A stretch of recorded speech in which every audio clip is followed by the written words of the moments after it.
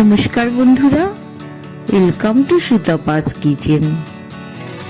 আজকের আমার রেসিপি ঢেঁড়সের একটি মজার রেসিপি। ঢেঁড়সগুলোকে দেখো ভালো করে আগে থেকে ধুয়ে নিয়েছিলাম। ধুয়ে নিয়ে এরকম ভাবে 2 টুকরো বা 3 টুকরো করে কেটে নিয়েছি। আলুগুলিও একটু পাতলা পাতলা করে কেটে নিয়েছি, যাতে ঢেঁড়স আর আলু একসাথেই যাতে সুসিদ্ধ হয়ে যায় সেভাবেই কেটে নিয়েছি।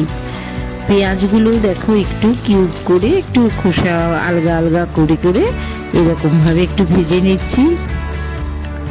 সাথে 2খানা টমেটো, সেটাকেও আমি একইভাবে কেটে নিয়েছি। ছোট 2টো টমেটো কিন্তু আমি নিয়ে নিয়েছি।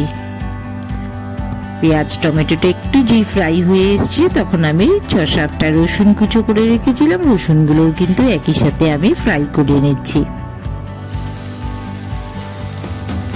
5-6টা লঙ্কাও চিড়ে রেখেছি, লঙ্কাটাও একই সাথে ফ্রাই করে নিচ্ছি। এগুলো কিন্তু হালকা ফ্রাই হবে, চিলি চিকেনে যেমন আমরা করি ঠিক সেরকম ভাবে একটু চিলি ফ্লেক্স মিশিয়ে দিলাম, সেটাকে এগুলোর সাথে একটু ভাজা করে নিলাম।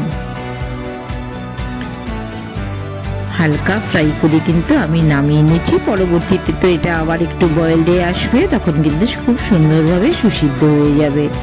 আবারও একটু তেল ছিটিয়ে নিলাম। খুব সামান্য তেলেই কিন্তু রেসিপিটা হয়ে যাবে। এবার আমি চিংড়িগুলোকে একটু ফ্রাই করে নিচ্ছি।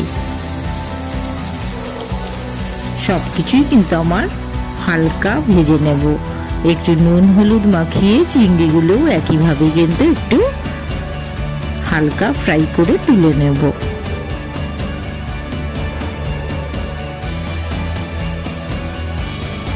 হালকা ভাজা হয়ে গেছে, এবার আমি তুলে নিচ্ছি।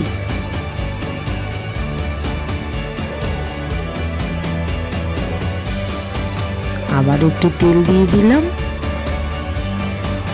একটা বড় পেঁয়াজ কুচো করে কেটে রেখেছিলাম, পেঁয়াজটা এবার একটু ফ্রাই করে নিচ্ছি। পেঁয়াজটা যখন ফ্রাই হয়ে এসছে তখন আমি আদা, পেঁয়াজ,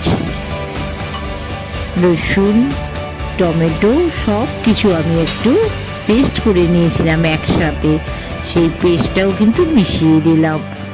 1/2 চামচ মতন লবণ মিশিয়ে দিলাম, 1/2 চামচ হলুদও দিয়ে দিলাম,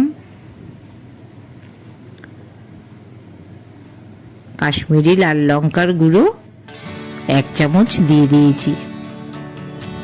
মশলাটা কিন্তু ফ্রাই হয়ে এসছে।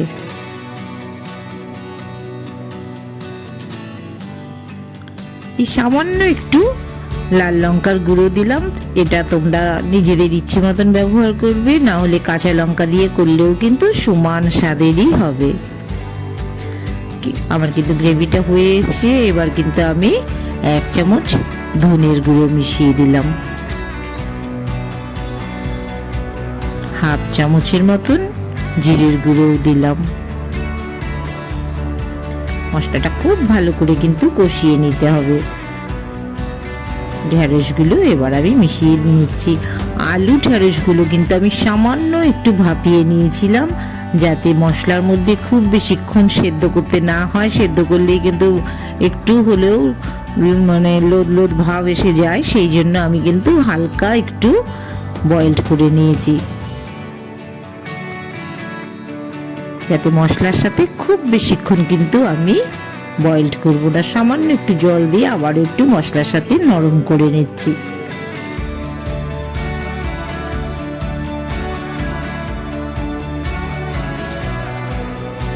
একটু ভালো করে ফুটিয়ে নিচ্ছি, একটু ঢেকে দিলাম।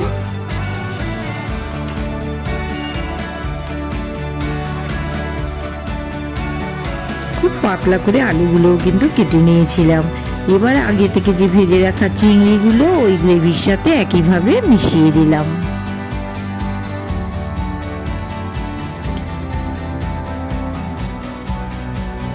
এবার যে পেঁয়াজ, টমেটো, রসুন, কাঁচা লঙ্কা যেগুলো একটু হালকা ফ্রাই করে বড় বড় করে তুলে রেখেছিলাম, এবার কিন্তু শেষে নামানোর আগে কিন্তু ওই ফ্রাইগুলো মিশিয়ে দিলাম। আবারও সামান্য একটু জল দিয়ে ফুটিয়ে নেব।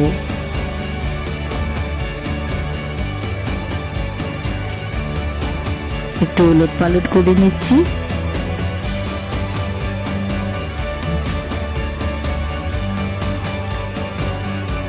এক চামচ মতন চিনি মিশিয়ে দিলাম, হাফ চামচ মতন গরম মশলাও ছড়িয়ে দিলাম। চিংড়ির সাথে তোমরা করে দেখবে, একটু গরম মশলা দিলে কিন্তু ভীষণ ভালো একটা ফ্লেভার আসে। আমার কিন্তু রেসিপিটা রেডি হয়ে গেছে, এবার আমি সার্ভ করার জন্য নামিয়ে নিচ্ছি। এটা কিন্তু গা মাখো মাখো ঢেঁড়স চিংড়ির একটি অদ্ভুত মজার রেসিপি তৈরি করলাম।